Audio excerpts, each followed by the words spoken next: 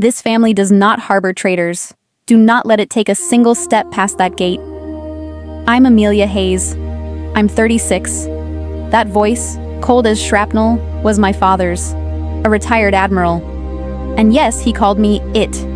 He banned me from my own sister's wedding. My invitation? Olivia, my baby sister, wrote 2 words across it in bleeding red ink. Stay away. Disgrace. They thought they ended me 6 years ago. What they didn't know is I'm walking back into that same wedding, wearing my own admiral's uniform. You want to talk about betrayal? I lived it. And now? They're about to live the consequences. Have you ever been disowned by your own blood? Drop it in the comments. I want to hear your war stories. For 6 hours I drove north in silence, up the coast to Newport, foolishly clinging to the hope that maybe, just maybe, the years had softened them, that the cold silence after the scandal hadn't calcified into hatred. I wore a navy blue silk dress, the only expensive thing I'd ever bought for myself. Not to impress, but to remind them I was still one of them, still Amelia Hayes. But the moment I stepped under the rose-covered arch of the yacht club, I knew. I wasn't a guest, I was a threat. A bodyguard in black blocked my path like a wall. No eye contact, just raised his radio. Admiral, sir, the subject has arrived. Then my father's voice came through the static, hard and surgical. This family does not harbor traitors.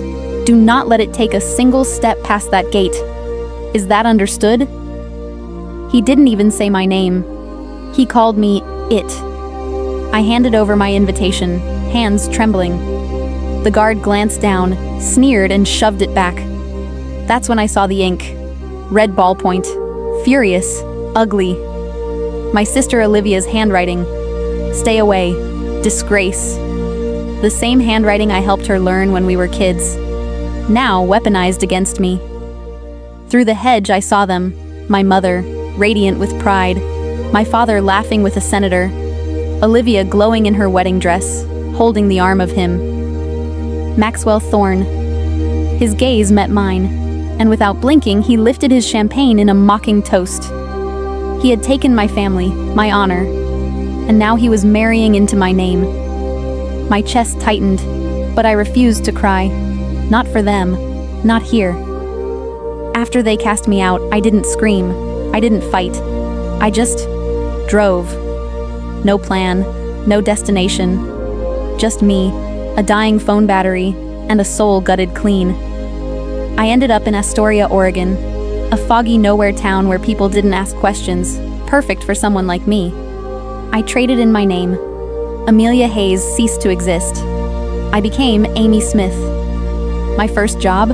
Waiting tables at a 24-hour diner off Highway 30, the kind of place where truckers order black coffee and no one cares who you used to be.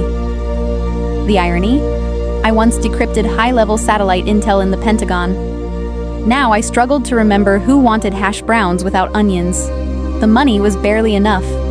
I sold my Navy watch, graduation gift, standard issue, for $100. A piece of my past, gone in exchange for 1 more month of rent. My second job was bookkeeping for a small fishing fleet. Boats with names like Sea Serpent and The Provider. I tracked fuel receipts and dock fees while their captains smoked outside, speaking in gruff, salty fragments. They didn't care about my disgrace. They cared if I showed up. And for a long time, that was enough. Then one night, during a violent storm, The Provider lost engine power. Panic crackled over the radio. Without thinking, I took over.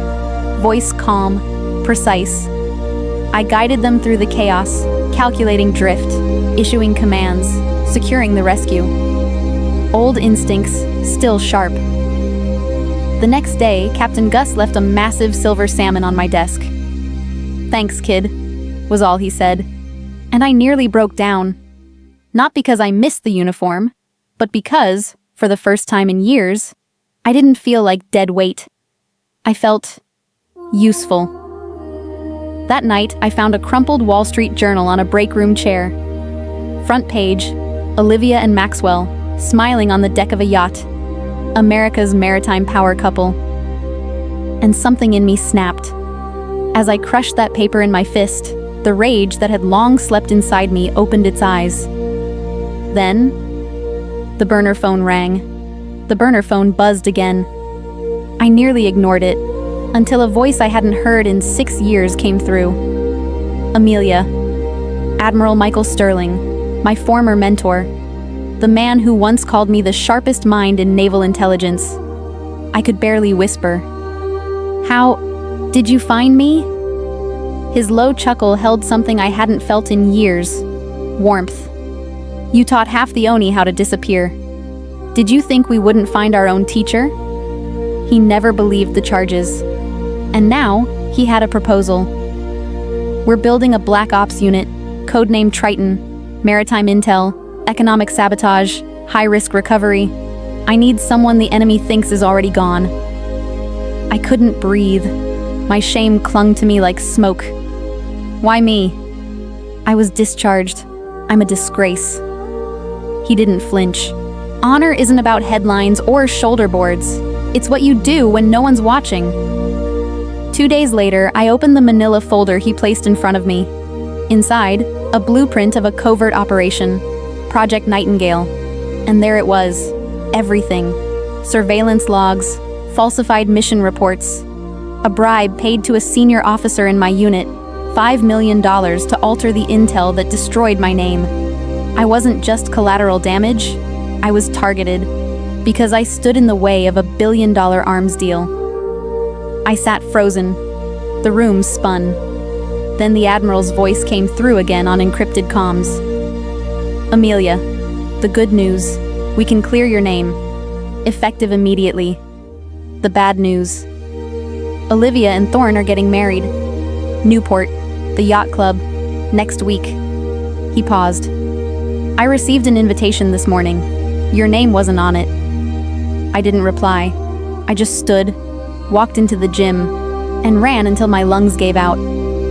Then I made a vow. No more silence. The ballroom was a shrine to wealth. Crystal chandeliers, silk-draped tables, a 7-tier cake.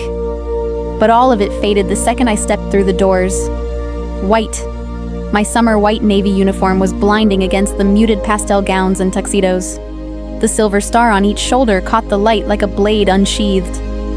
Every officer in that room, retired or active, rose. Instinct, training, respect. My father stood near the cake, frozen, champagne trembling in his hand. My mother clutched her pearls. And Olivia, she went ghost white in her Vera Wang. But it was Maxwell Thorne who broke first. His signature smirk shattered when his eyes locked on mine. I walked straight to them, calm, silent. "Father, Olivia." My voice carried, cool, controlled. "Congratulations on the wedding. I brought a gift." I raised my tablet. One tap. The projection screens behind the band flickered. No more sunsets or couple shots. Now it read, "Project Nightingale, classified." Then the audio file began. "Thorne's paying top dollar for this. Alter the logs. She'll never know what hit her. Perfect scapegoat." Gasps rippled across the ballroom like cannon fire. Guests pulled away from Thorne. A senator dropped his glass. Olivia screeched, "You're insane! This is jealousy!" I turned, met her eyes. Calm. Jealousy? Is that what you call $2 million wired to a shell company in the Caymans, right after I was dishonorably discharged? Tap. The screen changed. A wire transfer. Dated. Detailed. My father stumbled forward. "No, it can't be." "You chose him," I said, voice sharp as steel. "You chose to believe a lie.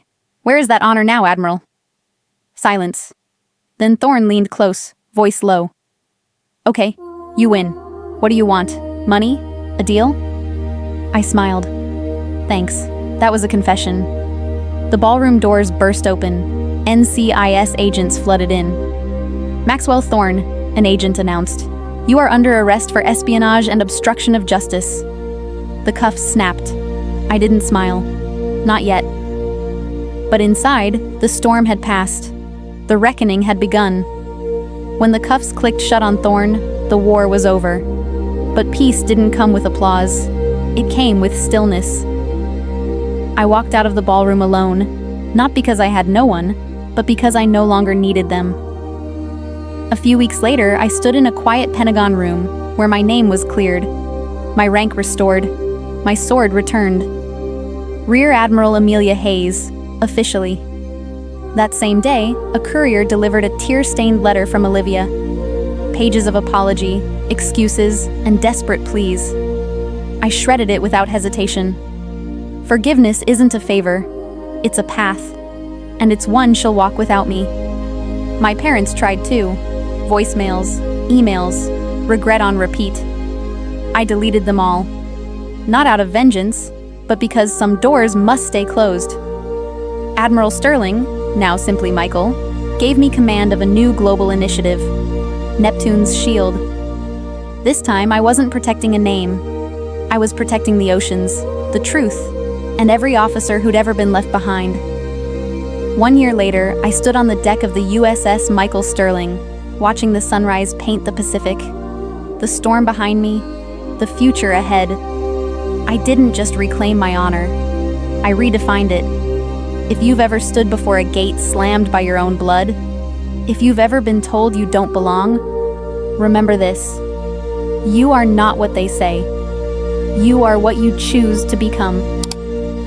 Drop a comment if you've ever risen from your own wreckage. Subscribe to Chosen Revenge for more stories of power, purpose, and survival. Your dawn is waiting. Walk toward it.